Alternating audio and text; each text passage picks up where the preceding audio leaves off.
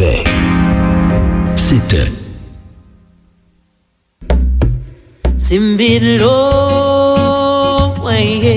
Bonjour, ici Malou Boboir sur Alter Radio. Alter Radio, l'idée frais.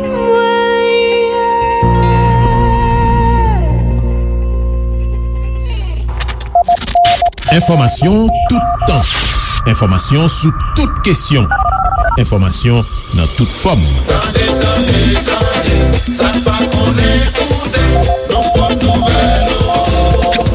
Information l'ennui ou la journée sous Alter Radio 106.1. Information ou n'al pi loin. Koumanouye. Merci pour tes trois côtés.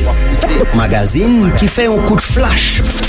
Coup de flash sous ça qui a passé dans le monde. Événement. Qui rentrait la caille. La politique des États-Unis en matière de sanctions, à l'écart des trois États qu'on appelle communément la troïka de la tyrannie, c'est-à-dire le Nicaragua, le Venezuela et Cuba. Sur ces trois pays, il y a une continuité totale, pas de rupture avec la mandature de Donald Trump. Bienvenue dans le magazine événement sous Alter Radio 106.1 FM, alterradio.org avec diverses plateformes internet. Magazine événement toujours traité actualité internationale chaque semaine pour aider auditeurs et auditrices nous bien comprendre ce qui a passé sous scène internationale. Alors que crise migratoire entre Amérique latine et États-Unis a tourné un piquant dans pied administration président démocrate américain Joe Biden, eh bien numéro 1 américain en face une série défis internes k'ap mandel nan temps k'ap vini yo pour compter avec américains latino-américains yo ou bien secteur k'ap soutenu yo nan États-Unis. Traitement migrants haïtiens yo qui fait Biden prend en pile critique probablement pas prêté sans conséquence même si Biden monté plafond quantité réfugiés États-Unis capable de recevoir pendant une année dans niveau 125 000 au lieu 15 000 litayé sous président Donald Trump.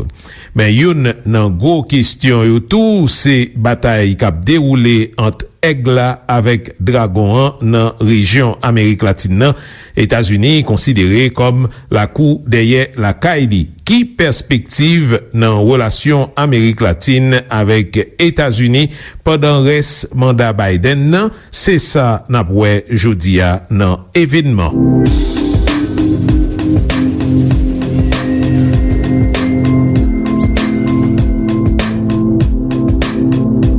On pense évidemment à la communauté cubaine qui est très présente en Floride, mais il faut penser également à tous les ressortissants d'Amérique centrale et du Triangle Nord qui sont présents aux États-Unis.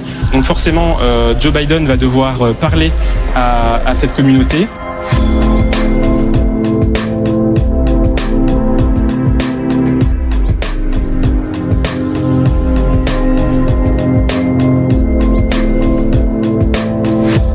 Eh bien, dans le numéro événement ça, je nous dis, on a prêté seulement sous données qui concernaient relations Amérique latine avec États-Unis.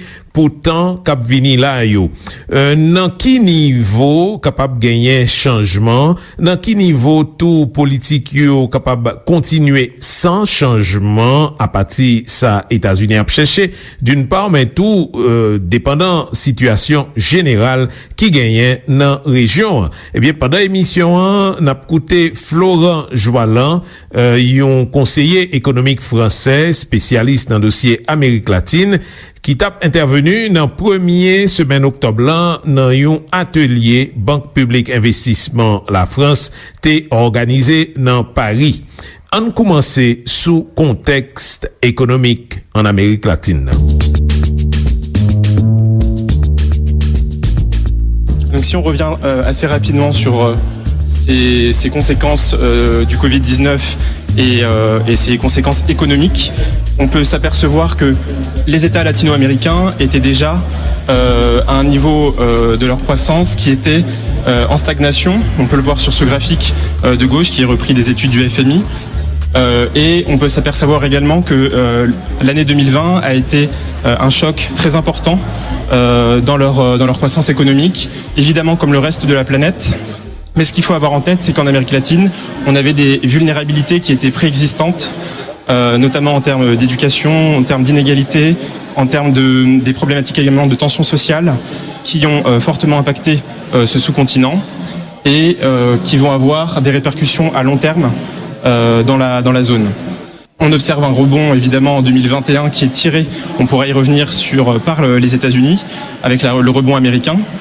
Et ce qui est aussi important dans ce contexte économique qui est particulièrement difficile, c'est l'évolution des dettes publiques, puisque certaines de ces dettes étaient déjà à un niveau très élevé et les interventions des États latino-américains au niveau social, donc pour permettre finalement aux habitants de pouvoir se nourrir, de pouvoir se loger, ont été très importantes, ce qui a augmenté drastiquement les dettes publiques. Et comme je l'évoquais, le niveau des inégalités qui était déjà très important, mais qui s'est accru considérablement. Et on peut constater que, également sanitairement, l'Amérique latine correspond à 8% de la population mondiale, mais paradoxalement correspondait à un tiers des décès causés par le Covid-19.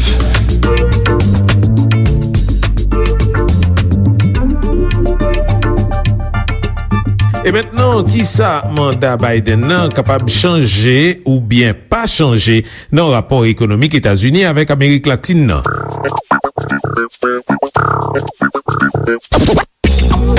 Tout d'abord, on part d'une équipe qui était majoritairement connue, puisqu'on retrouve dans les équipes Joe Biden, donc nouveau président, 46e président des États-Unis depuis janvier 2021, qui était l'ancien vice-président de Barack Obama, qui était, lorsqu'il était vice-président, chargé des sujets de suivi des relations entre les États-Unis et l'Amérique latine, donc il connaît très bien les dossiers latino-américains. Dans son équipe, on retrouve également Anthony Blinken, qui est le secrétaire d'État, qui était ancien conseiller à la sécurité nationale de Barack Obama, donc des figures très connues. On retrouve également Jake Sullivan, qui est aujourd'hui le conseiller sécurité de Joe Biden et qui était son ancien conseiller adjoint lorsque Joe Biden était vice-président. Et on retrouve enfin John Kerry, une figure bien connue qui est bien connue de l'administration américaine, qui est aujourd'hui chargé des questions climatiques et qui était l'ancien secrétaire d'État sous Barack Obama. Donc tout ça, on connaît très bien les équipes. La nouvelle figure, si on veut nuancer ce point-là, c'est évidemment Kamala Harris, la vice-présidente américaine, mais qui a déjà une expérience politique assez longue, ancienne procureure, ancienne sénatrice de Californie, et qui a été chargée, comme l'avait été Joe Biden lorsqu'il était vice-président de Barack Obama. Kamala Harris a été chargée du suivi des relations entre l'Amérique latine et les États-Unis. Donc ça, c'est le premier point de continuité, c'est-à-dire qu'on a des figures bien connues qui sont déjà investies sur ces questions de relations avec l'Amérique latine. Le deuxième point de continuité, c'est la diplomatie traditionnelle des Américains, avec cette doctrine America First. Comme le disait Mike Pompeo en 2020, qui résume très bien cette doctrine d'America First, c'est finalement l'idée que l'argent que dépensent les États-Unis et son intervention à l'étranger doit d'abord servir sa politique intérieure et défendre ses valeurs. Et enfin, le dernier point de continuité, c'est finalement la politique des États-Unis en matière de sanctions, à l'écart des trois États qu'on appelle communément la troïka de la tyrannie, c'est-à-dire le Nicaragua, le Venezuela et Cuba. Sur ces trois pays, il y a une continuité totale, pas de rupture avec la mandature de Donald Trump.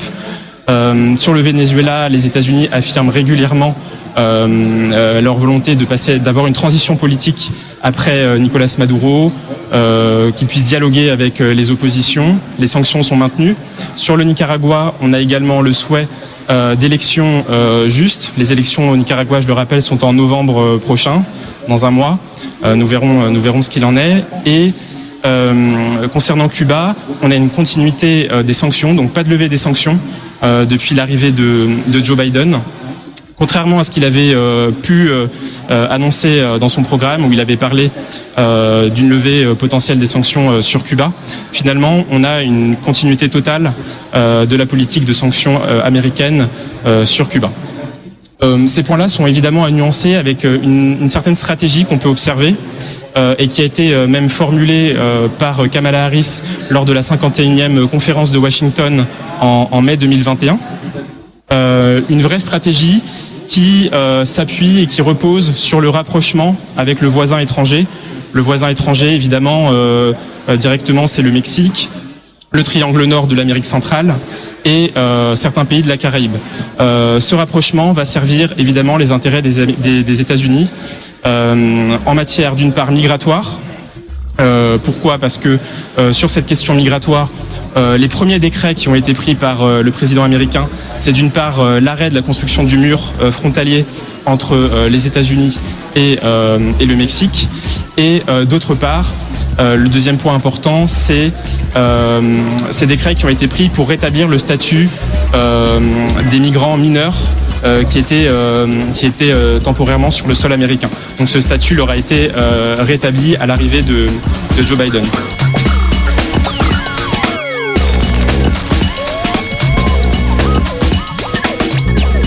Ki donk, question migration, c'est un gros dossier dans relation États-Unis avec Amérique latine.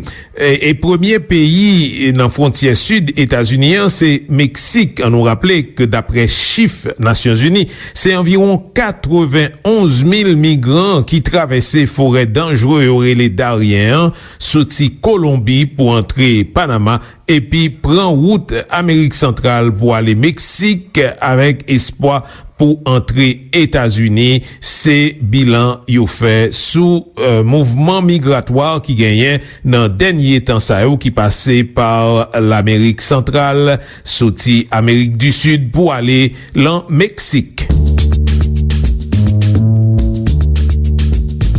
Les États-Unis ont rétabli leur relation avec le Mexique.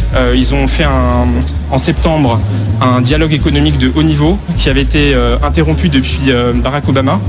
Sous la mandature de Donald Trump, il n'y avait eu aucun dialogue économique et Joe Biden a émis ce souhait de pouvoir discuter avec les Mexicains des chaînes de valeur, qui est très important pour les États-Unis, évidemment, parce que à la frontière mexicaine, il y a énormément d'industries qui développent notamment dans l'automobile, qui construisent des voitures, mais pas que. Et cette question de la sécurisation des chaînes de valeur et de bénéficier d'un État proche des États-Unis sur lequel les États-Unis peuvent compter pour leur production est très important. La véritable interrogation qu'on peut se poser dans cette question entre continuité et rupture, c'est la position américaine sur l'Amérique du Sud. On voit évidemment les liens directs qu'il peut y avoir sur l'Amérique centrale. En revanche, sur l'Amérique du Sud, ces questions sont beaucoup plus ténues et finalement on peut se demander pourquoi les États-Unis n'ont pas fait de gestes politiques forts en Amérique du Sud. Personnellement, je pense que c'est en partie dû au renouvellement politique qu'il y a dans la région, parce que ce renouvellement politique a été très important en début d'année 2021, il va continuer de l'être en 2021, en 2022. On a eu des élections en Équateur, on a eu des élections en Bolivie et au Pérou en début d'année 2021. On aura encore des élections en 2021 au Chili en novembre prochain, et on aura également des élections dans deux États importants, la Colombie et le Brésil, en 2022. Donc ces élections vont permettre en tout cas, c'est ce que l'on pense, de déterminer une nouvelle stratégie des États-Unis avec l'Amérique du Sud et de pouvoir voir quelles forces politiques sont placées dans ces États-là et comment la stratégie va pouvoir, les États-Unis vont pouvoir user de leur stratégie sur ces États d'Amérique du Sud.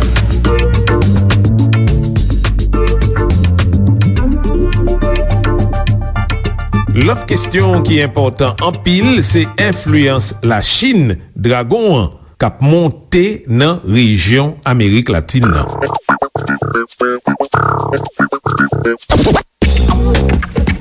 Évidemment, les États-Unis ont leur précaré historique en Amérique latine. C'est un territoire évidemment qui leur est relié géographiquement. C'est un territoire dans lequel ils ont naturellement une influence et où ils sont généralement écoutés, pas toujours, mais assez régulièrement. Et face à cela, la Chine a développé sa propre stratégie d'influence avec les nouvelles routes de la soie C'est une stratégie très intéressante et très importante pour la Chine qu'elle développe à l'international, évidemment en première partie en Asie, mais qu'elle étend dans le reste du monde. Et à l'échelle de l'Amérique latine, l'Asie et la Chine en particulier, avec ses nouvelles routes de la soie, a de très fortes ambitions, des ambitions d'investissement très importants dans les infrastructures et une stratégie plus généralement de rayonnement au-delà des financements que l'on va pouvoir évoquer par la suite. C'est également un terrain d'affrontement au niveau commercial, puisque la Chine est devenue le deuxième partenaire commercial en Amérique latine derrière les États-Unis. La Chine a investi massivement depuis une quinzaine d'années dans plusieurs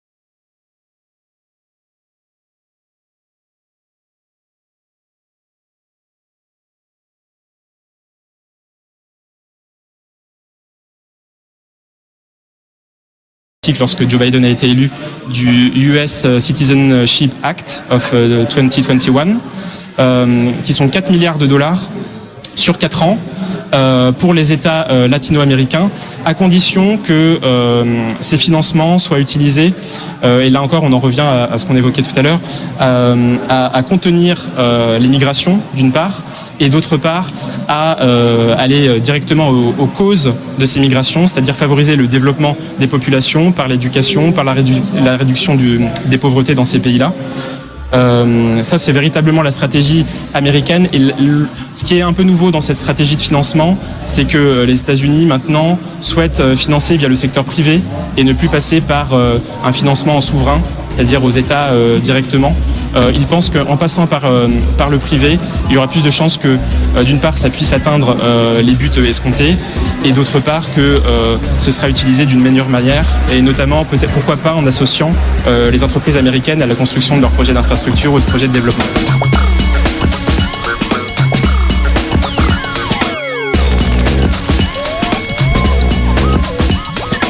La Chine prend poids sérieusement dans l'Amérique latine dans question investissement stratégique, c'est constat au fait, et c'est même bagaille sous question diplomatie sanitaire, surtout avec COVID-19 là, mais États-Unis semblait à marquer point dans question climatique yo.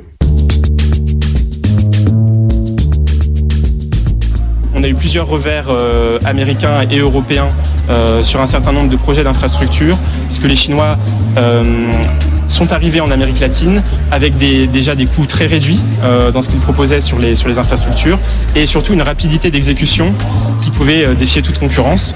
Donc ils ont réussi à remporter de grands marchés. Pour vous donner un exemple, par exemple le métro de Bogota sera construit par les Chinois. Et sur ces investissements stratégiques, Les États-Unis, là encore, dans une logique d'affrontement, ont développé leur propre programme America Crece, donc de financement des infrastructures, qui est ciblé sur un certain nombre de secteurs et qui doit passer par le secteur privé. Le secteur privé, ils espèrent que l'Amérique latine aura recours à des entreprises des États-Unis.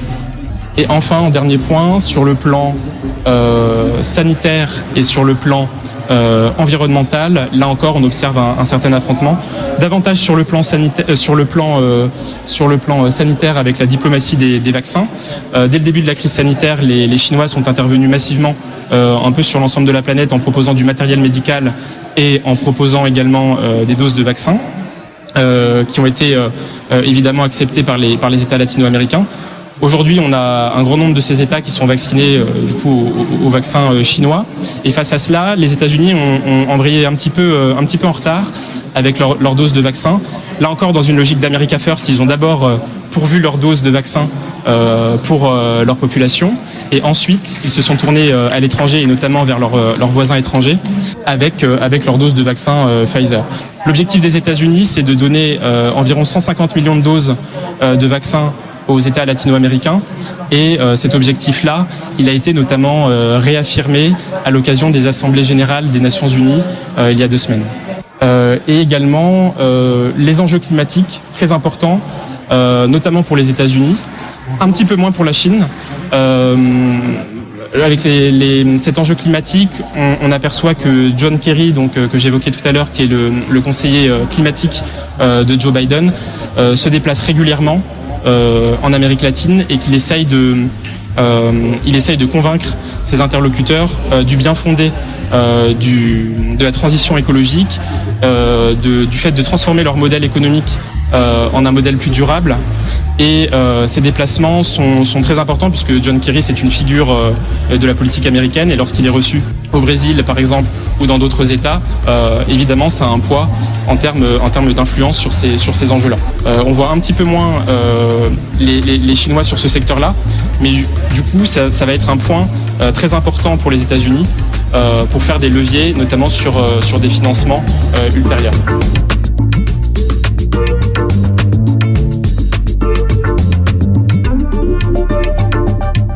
Kounye pou fini, sou base constat ki fet la, ki perspektive ki prezante pou relasyon Amerik Latine nan avek Etats-Unis? Ki hipotez yon moun kapab fe?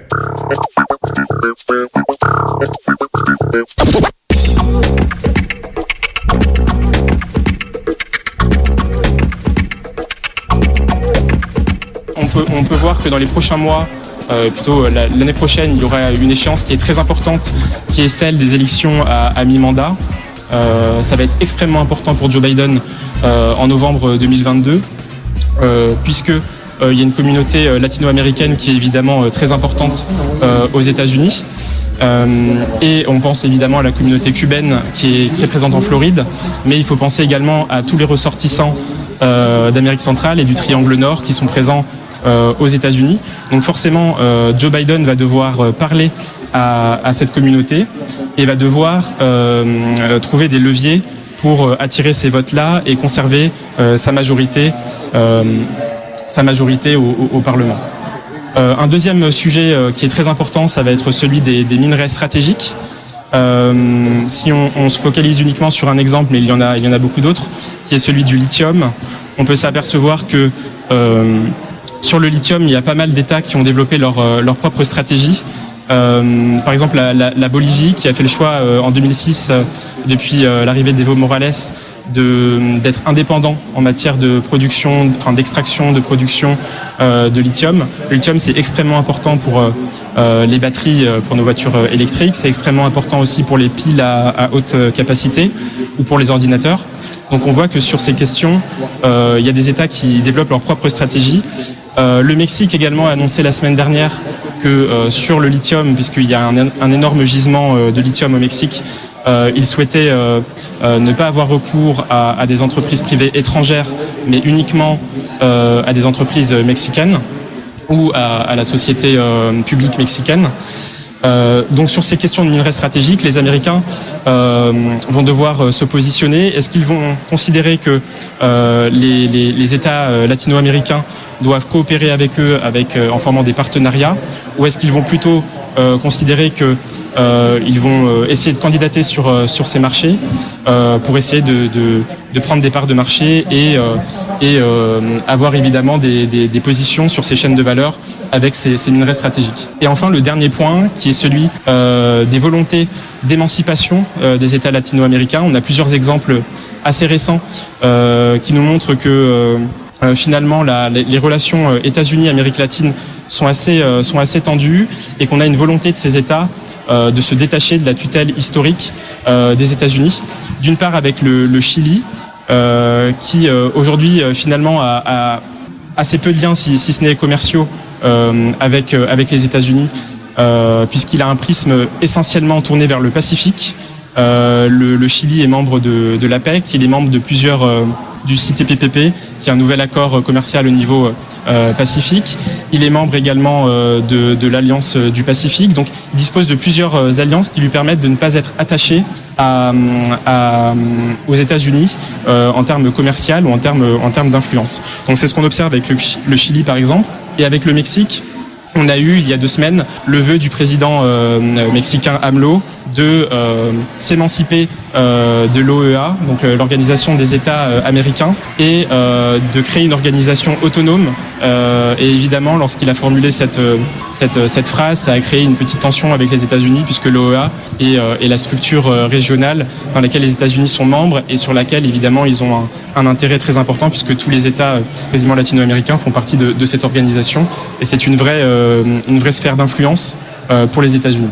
Et enfin, sur un plan plus commercial, on a un exemple récent, donc de la semaine dernière au Pérou, où sur le gisement de gaz Camisea, le Premier ministre péruvien a un peu remis en cause le consortium qui exploite ce gisement et dans lequel figure notamment une entreprise américaine, états-unienne plutôt, ce qui met en péril et ce qui pourrait mettre en péril les investissements états-uniens dans ce pays-là, avec une vraie volonté du Premier ministre péruvien qu'il y ait des retombées économiques de ce gisement pour le Pérou. Donc on peut voir finalement qu'avec tous ces éléments-là, la politique des États-Unis n'est pas complètement fixée. Elle est assez claire en Amérique centrale, mais par contre c'est beaucoup plus compliqué de se faire une idée de cette stratégie au niveau de l'Amérique du Sud. Et évidemment, les échéances politiques qui arrivent vont permettre de dessiner plus clairement cette stratégie américaine qui est encore en définition.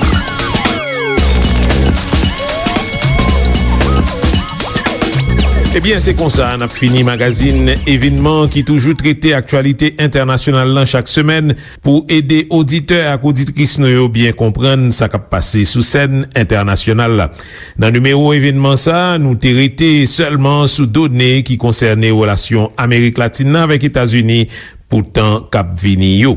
Dans qui niveau capable gain changement, dans qui niveau politique yo capable continuer sans changement à partir de ça États-Unis a cherché, mais tout dépendant situation générale qui gagne dans région. Ces questions Florent Joalan et essayer traiter avec nous Florent Joalan qui c'est un conseiller économique français spécialiste dans dossier Amérique latine. Il a intervenu dans premier semaine octobre dans un atelier Banque publique investissement français t'est organisé dans Paris. Parmi sources nous t'es consulté pour magazine ça, en plus chaîne YouTube Banque investissement public la France là, eh bien gagnent tout ONU Info, Le Monde diplomatique et puis RFI. Merci pour attention nous, continuez suivre nous sous 106.1 FM, alterradio.org avec diverses plateformes internet. Merci pour tes 3 côtés. Magazine qui fait un coup de flash. Coup de flash sous ça qui a passé dans le monde. Événement.